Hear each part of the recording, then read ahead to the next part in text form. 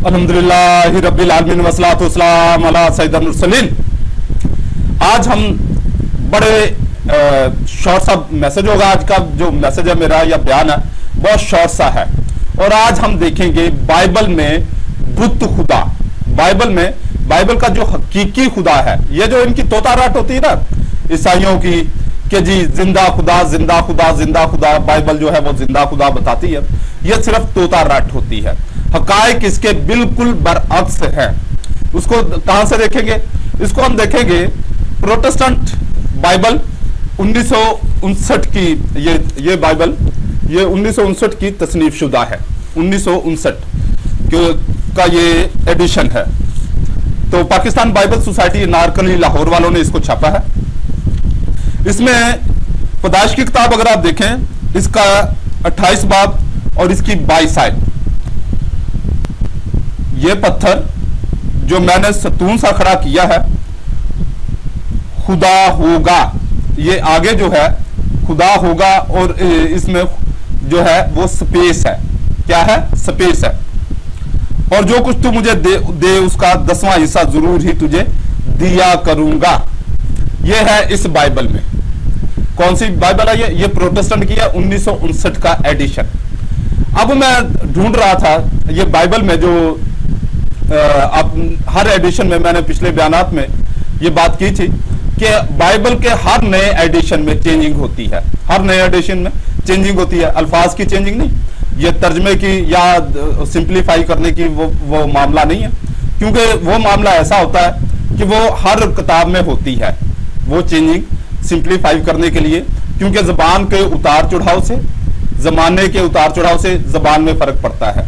जैसे आज के दौर में उर्दू में ज्यादातर इंग्लिश के अल्फाज दाखिल हो रहे हैं और जो उर्दू है उसकी हैयत भी बदल रही है, अल्फाज बदल रहे हैं। तो ये ऐसा मामला नहीं है। ये है खुसूसी तौर पर जो खास मामला है वो है सियाको सबाक से बात को हटा देना। तो इंटरनेट पर जितनी भी उर्दू बाइबल डाउनलोड है वो मैं कोशिश कर रहा था कि अपलोड है, उनको मैं डाउनलोड कर रहा था और उनमें चेंजिंग जो है वो चेक कर रहा था। तो एक बिल्कुल नया एडिशन अपलोड हुआ एक मसीही पेज पर, यानी कि एक क्रिश्चियनों का एक बड़ा मारूफ पेज है। उसके हजारों जो है वो उसके हजारों लोगों ने इसको लाइक किया हुआ है और मैंने भी उसे लाइक किया हुआ है फेसबुक पर। तो उन्होंने एक बाइबल का लिंक दिया, वो प्रोटेस्टेंट बाइबल का ही। तो प्रोटेस्टेंट बाइबल का बिल्कुल लेटेस्ट वर्जन है, तो उसको मैंने डाउनलोड किया। जब यही हवाला मैंने वहां पर चेक किया तो मेरी हैरत की इंतहा ना रही। उसको हम देखेंगे। आज मैं उसका स्कैन भी आगे कर दूंगा और इसका जो है वो अपना उस पेज का मैं लिंक नहीं दे रहा, सिर्फ इस वजह से कि अगर मैंने वो लिंक दे दिया तो इन्होंने वो बाइबल रिमूव कर देंगे, वहां से हटा देंगे। तो इसी आयत को जो मैंने आयत बयान की है, पैदाइश इसका 28 बाब और 22वीं आयत।